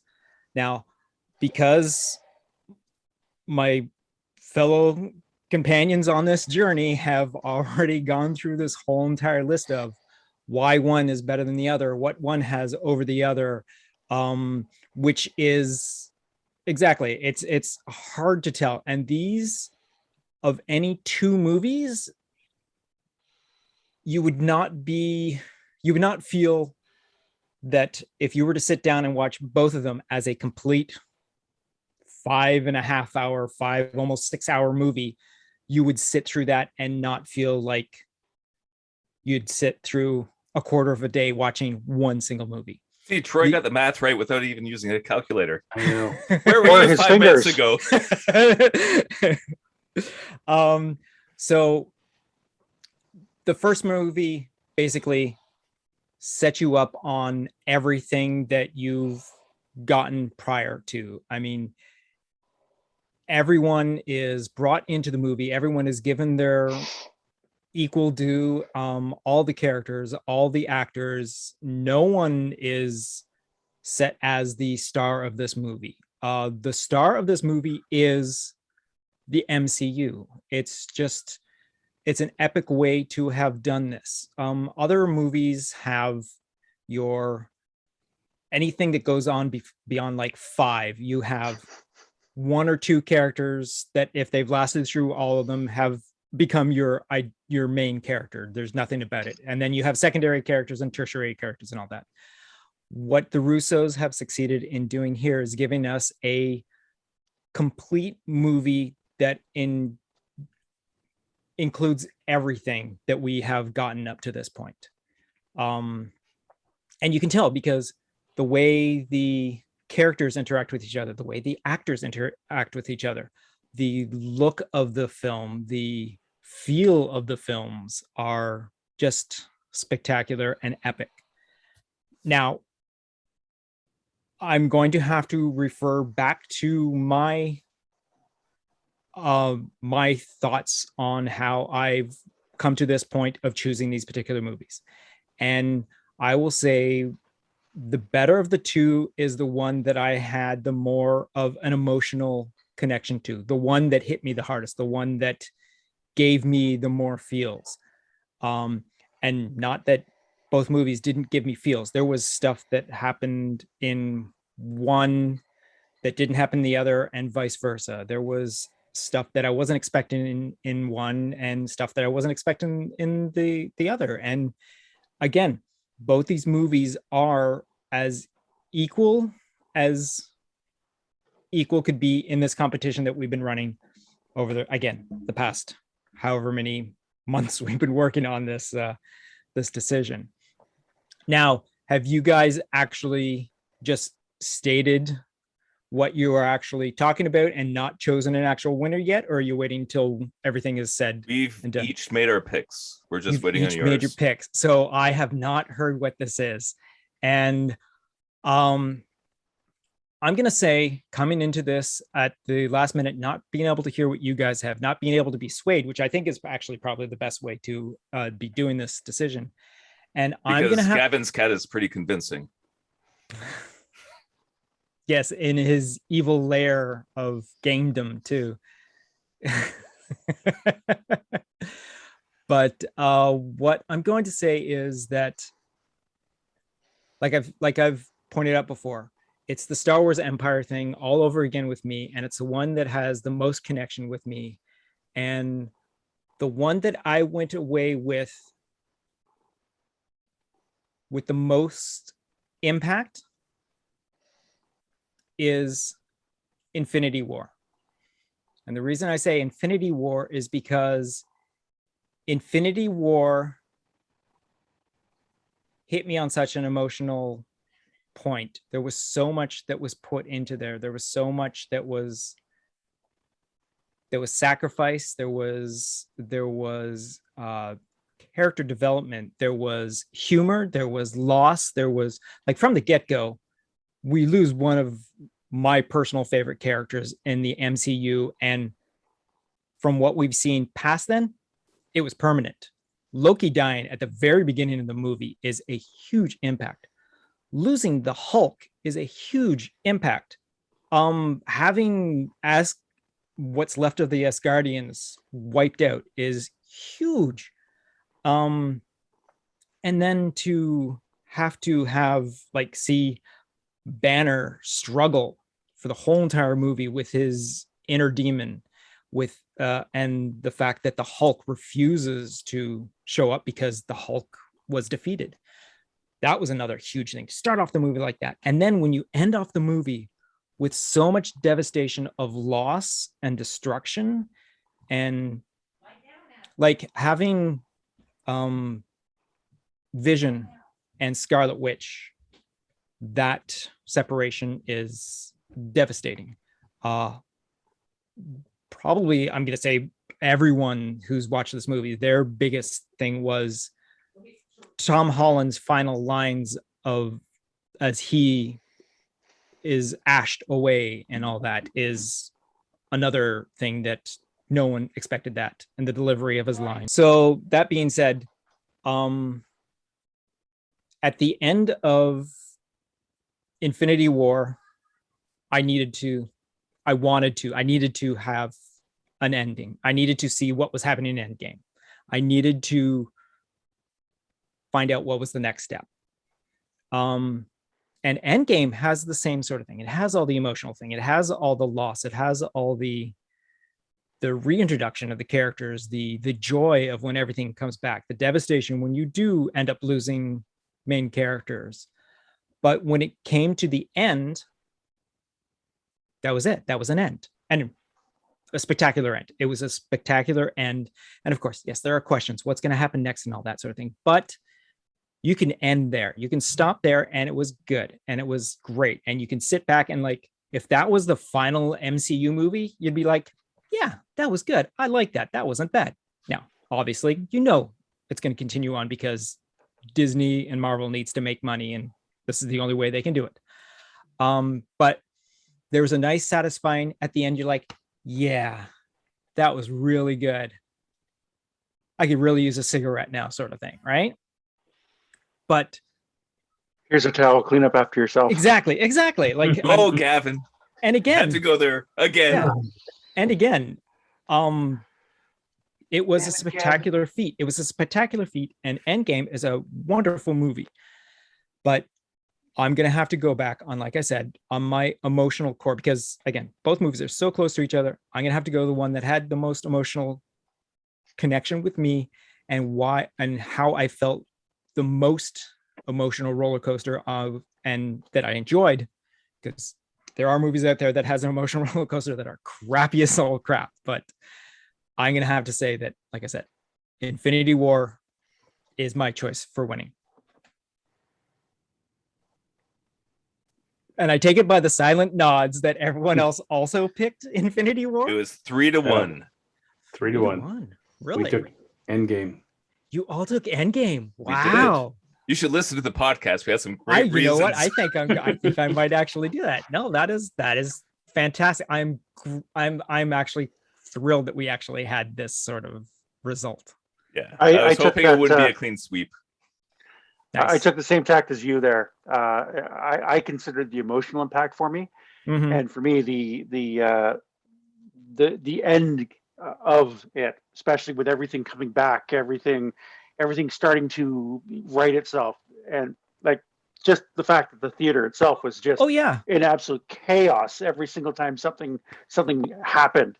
Yeah, for Falcons me, on your left. That emotional moment for me. Falcons on your left. Friggin' Steve Rogers with Mjolnir, friggin' Steve Rogers with the Avengers Assemble, Steve Rogers with the, oh, wait a second. It's all Steve Rogers. Steve Rogers. That's the Jonathan. Thing. A lot of it is centered around one character. That's the thing.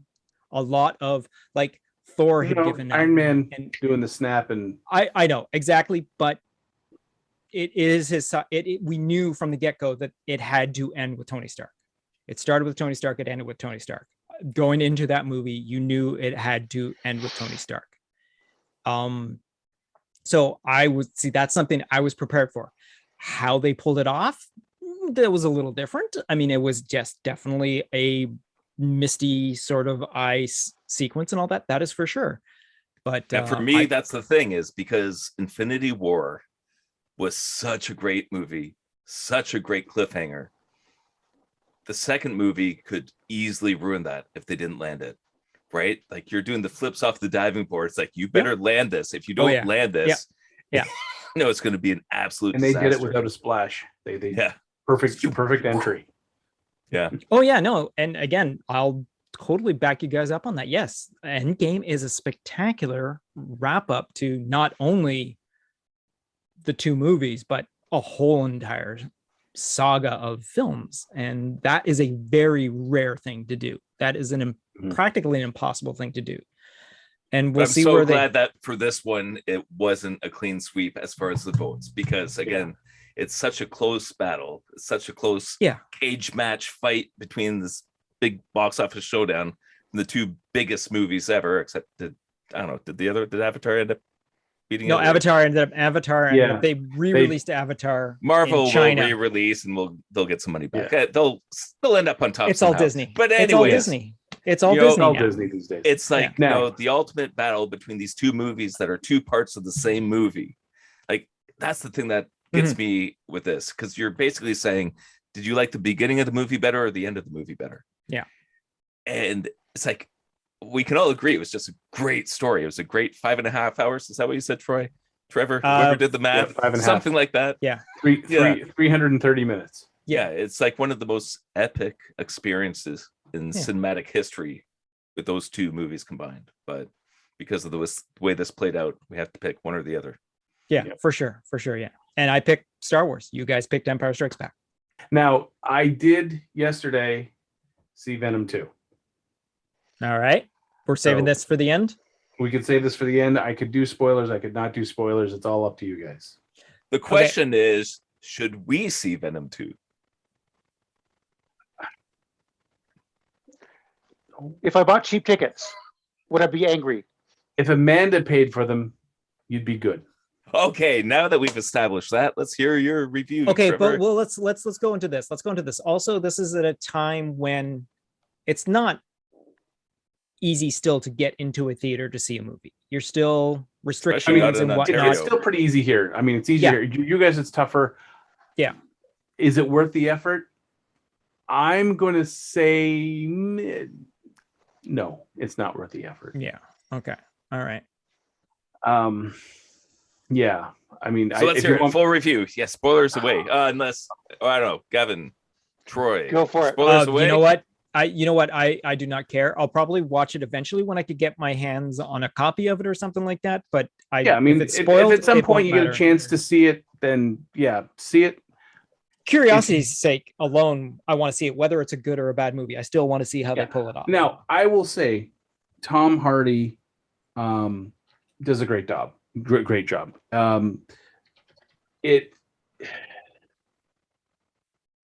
He does a great job with the material he has. Now, he was a producer on the film, so he had more in it. A little bit more say, and I think he was part of he also worked on the story, which I think was part of the problem.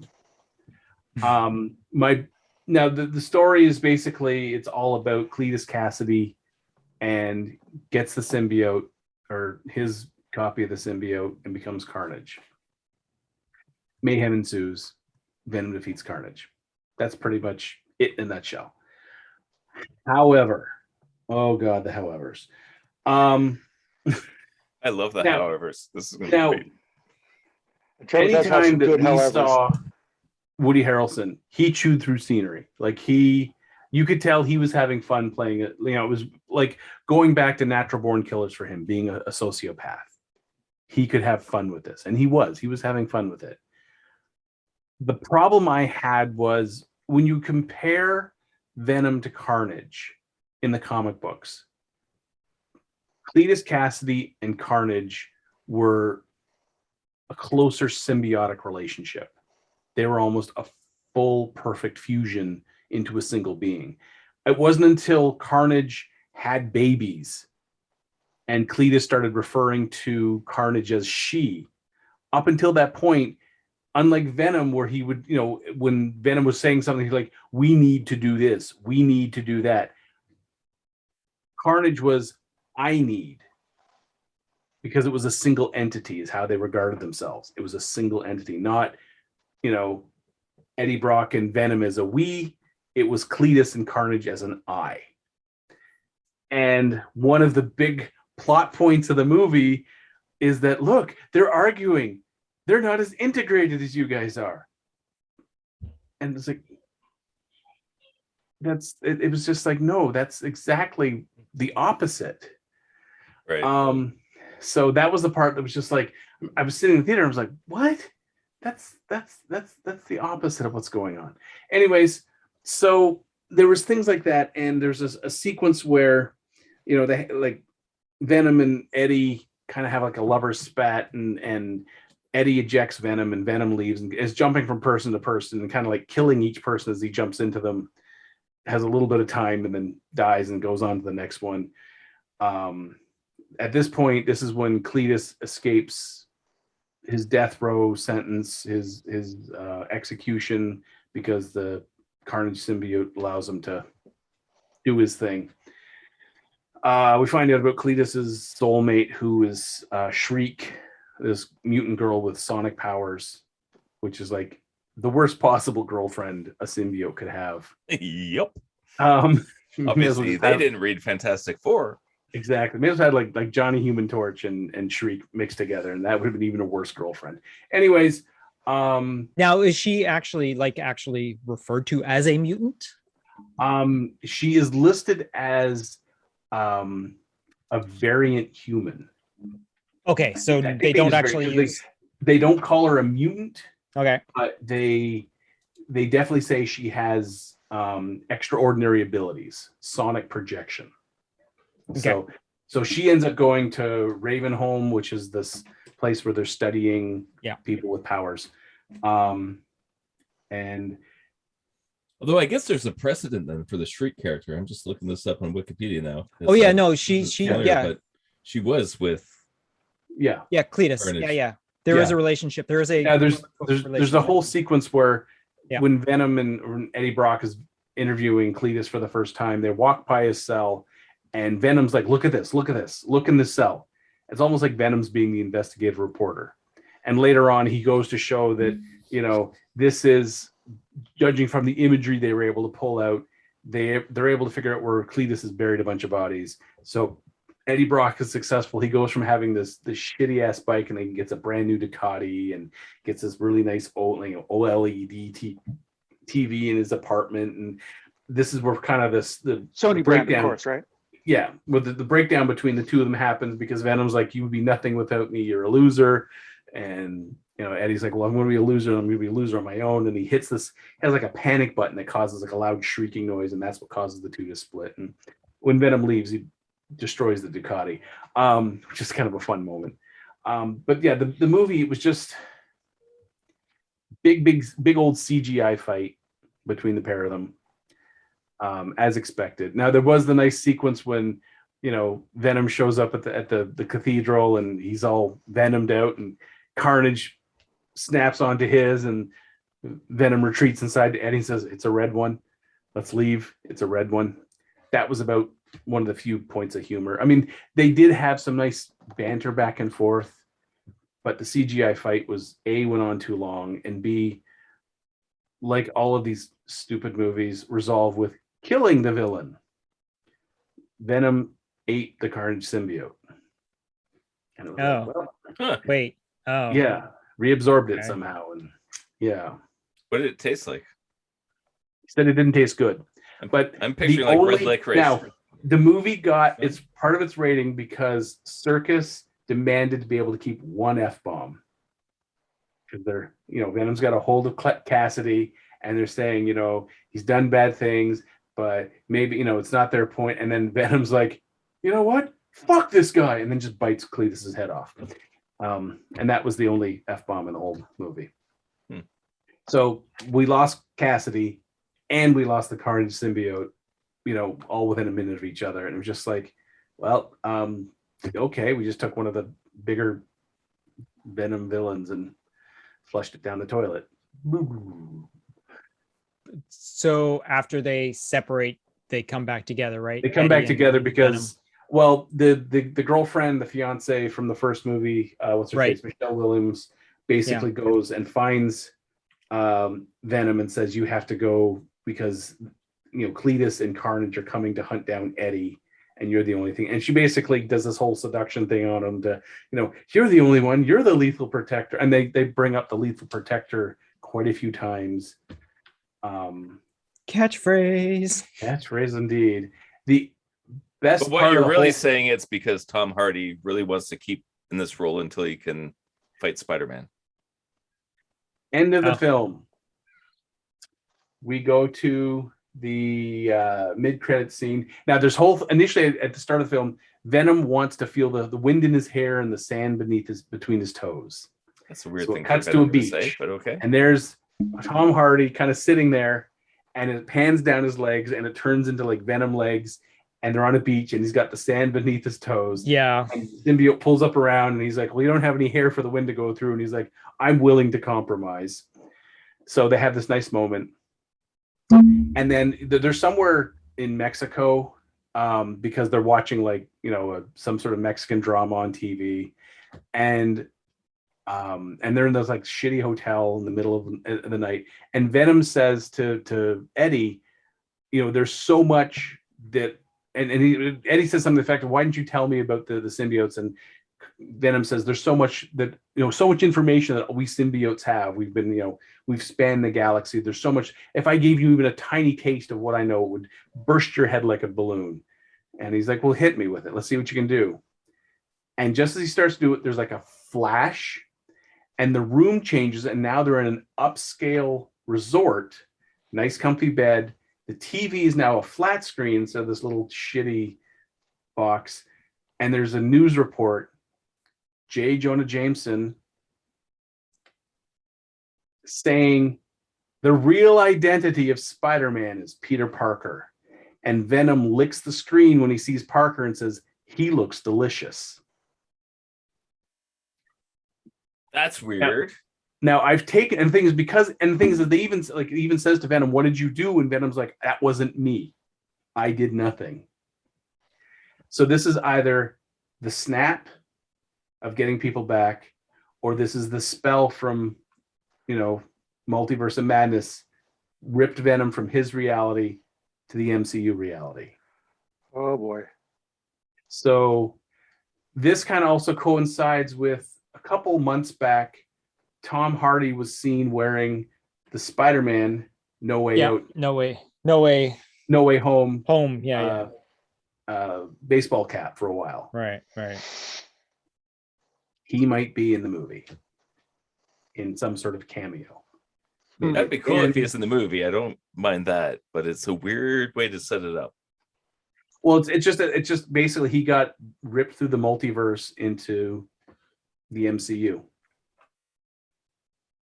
But they did it with, it was like almost like a nuclear explosion out through the window. Like it was incredibly bright light, and it just kind of swept over them. And when when the flare kind of died down, that's when you notice the room was different, the time of day was different, everything was different. Like it was like a whole different environment. And then this guy comes out of the bathroom. He's like, "What the hell are you doing in my room?" So yeah. Oh, so this was the post-credit scene. This was the post-credit scene. Okay, gotcha. Yeah. Huh. Okay. Yes. So it was really kind of like the only interesting part. But because, after the lackluster CGI fight, it was just like, okay, how are they going to end this? So what we're saying is, from that suggestion, is that the next Spider-Man movie is going to have Venom in it? Well, no, what this is saying is that Venom is now in the MCU in the same universe as Peter Parker. As Tom Holland's Peter Parker. Right. Because it was the exact same news broadcast that was played at the end of the last Spider-Man film with J. Jonah Jameson. Right. They use the exact same clip. Okay. Gotcha. I just can't quite piece together how they can do the Spider-Man or the Venom without Spider-Man, and then bring Venom into Spider-Man's world without having any of that previous, formerly Spider-Man's costume thing. It just, this is like having Gargamel without the Smurfs. Yeah, but he looks delicious, Gavin. Yeah, you forgot about that get part. My hands on those Smurf berries. Yeah, it's like, but without the Smurfs, they're just berries. I think this is all part of. They're trying to assemble the Sinister Six. No, yeah, for sure, yeah. This is how they're going to do it. And they're putting Venom as one of the Sinister Six? We've got So we know we have Vulture, we know we have Doc Ock, we know we have Green Goblin, we know we have Scorpion, we know we have Electro, and Did you so say Venom is Sandman going to yet? be. No, we didn't. I don't think we have I a heard Sandman Sandman's in yet. it. Well, isn't the Rhino supposed to be? Oh, one of really? the- Hayden Church is actually. I thought I I didn't heard see anything. something. I We have can not seen Google anything it. about him. I haven't Yeah, I'm done sure my we can. research. Yeah. I've done terrible research this episode, but I'm pretty sure that I heard Sandman's in it. Okay, Either that or it's a dream. Might be a dream. It's late, folks. but if isn't I'm there gonna like Google. You guys keep talking. wasn't there a rumor that also they're going to be introducing what's his face Craven as well? And I guess Craven's not really a Sinister Six. No, the character. thing is, the He Sinister, has been at some point. the Sinister Six has had several different members, more than 6 members. True. Yeah. Lizard is in this new movie, so there's your 6th member of the Sinister Six. Yeah, it's I think, yeah, because it's Garfield's Lizard, right?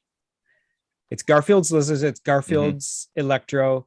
It's Toby's Green Goblin, Toby's Sandman. Doc Ock, and Sandman, and then it's Holland's Vulture and Scorpion. Yeah, Man, this is gonna be a friggin' big movie. it is. It is. The Spider-Men are going to be rather outclassed, I think, quite possibly, unless Venom is sort of playing the anti-hero that in his movie universe that he seems to be playing.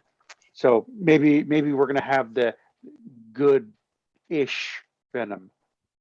Yeah, we don't know. I could see. Well, the Yeah, thing is, you got to remember in this film, in this sequence, Venom is the lethal protector. That's the right. They even again, Right. both of them have said it several times during the course of the movie that they are the city's lethal protector, but they're on the hunt. They're being hunted by the city because Right. there's some deaths associated with them. Gotcha. A quick Google search says that fans think there will be Sandman because there's sandstorms that appear throughout the trailer. Sandstorm, and there's something about a green and black shirt in one of the. Yeah. But Okay, now what about this? So if Venom's the lethal protector, Spider-Man's going up against the Sinister Six. What if Spider-Man gets Venom at the end of this movie? He gets the black costume. That would be kind of interesting. It'd be all topsy-turvy from the comic books. But Well, yeah, Venom shows up and then somehow Spider-Man gets. That would lend itself very well to the hate that Eddie Brock has for Peter Parker. Oh, Like if he because- managed to convince the Venom symbiote to come to him, Brock's probably got a hate on like a mile long for this. It's like That's you took good. my partner, and or then the when, symbiote voluntarily leaves to go to Parker, and then when Parker basically uses whatever psionics, has Reed Richards help him remove this, because that's what happened in the comics. It was Reed Richards that figured it out. yeah, Yep. But so could be any of that. That could be really cool. That's a way to take the story that's been so messed up in the cinematic universe and make it work. We have Yeah. ideas. Kevin Feige, talk to us at Geeking Off the Page. We have ideas for you.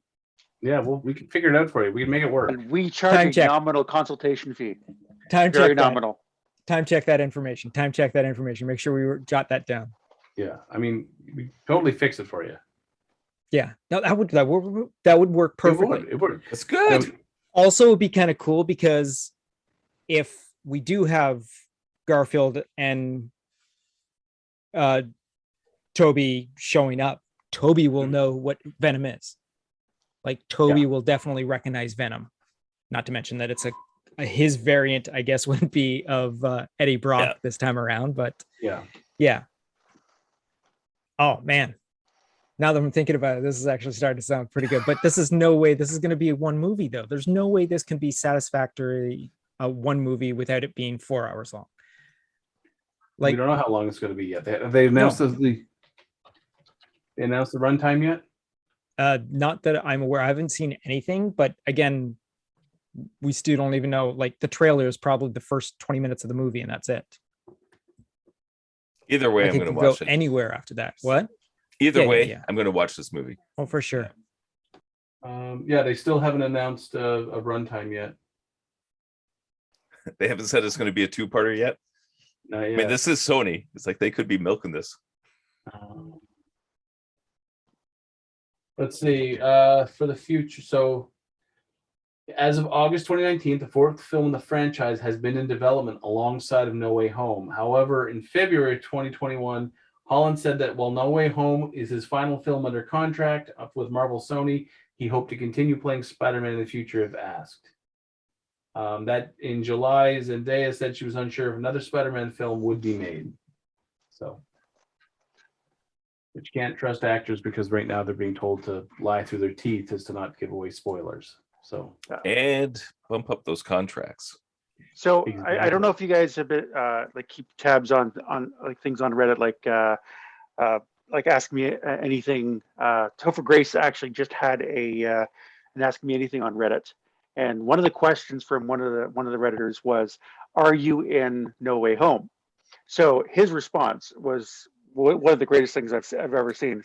So he starts off, "Please keep it between us, but yes, I am in it," he says.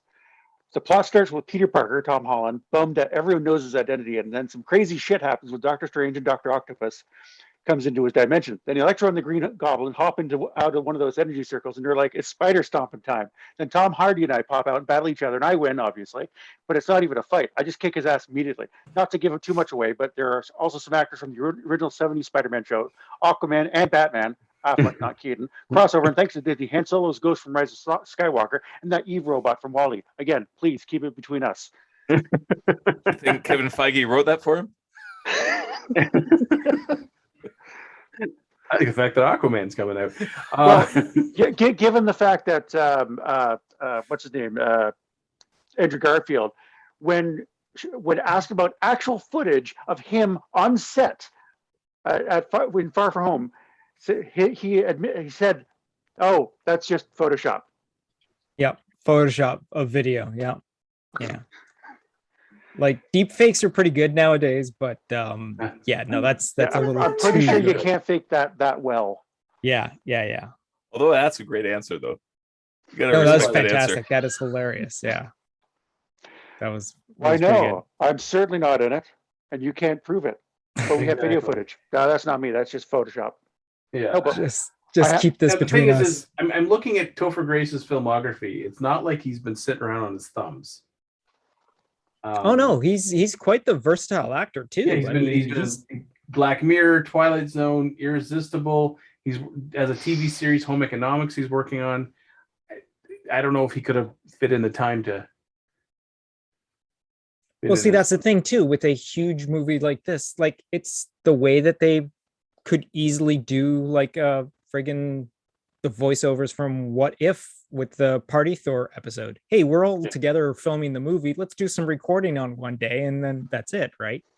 Bring him in for 2 or 3 days, and you're done. I mean, the rest is all going to be CG and whatnot, and hell, most of the sets in what we were just talking about, friggin' Endgame and sorry, I'd said them backwards. Infinity War and Endgame, a lot of them are green screen sequences and people wearing dots all over their bodies and all that.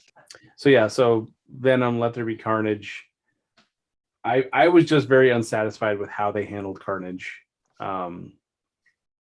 It totally sounds like it. It looked from the trail, and again, we're let down by friggin' Trailer City. I mean, it looked like, oh, this looks promising. It looks great. Yeah, but it's just when they went to just a cheesy CGI fight. It was basically almost a complete redo of the first Venom movie fight. And it was just like, yeah, character with the same power set. Here we go again. Yeah. Round 2. Now with more pointy things. Yeah, I just can't see this character without Spider-Man. Like, it doesn't work. We've talked about this many times in previous podcasts, but it sounds like just more of the same. Yeah, but we'll continue to talk about it because they're not going to let it down. Time for a collective goodbye. Yeah, I believe we're going to do the countdown to a collective goodbye. And on 3, 1, 2, 3. Collective goodbye.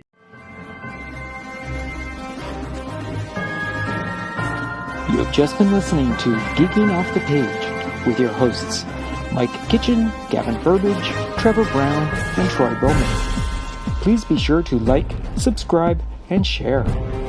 Also, if you could leave us a rating and comment, that would assist in allowing others to find this podcast more easily.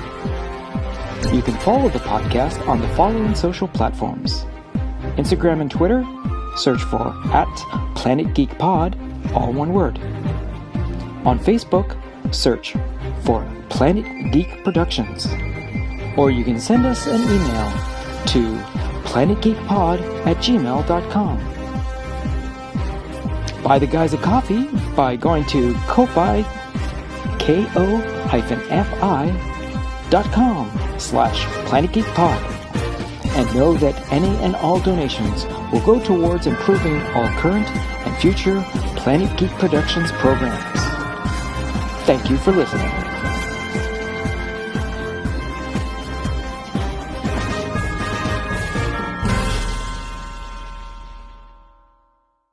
Vegavita, what is it? Vegavita vitamin.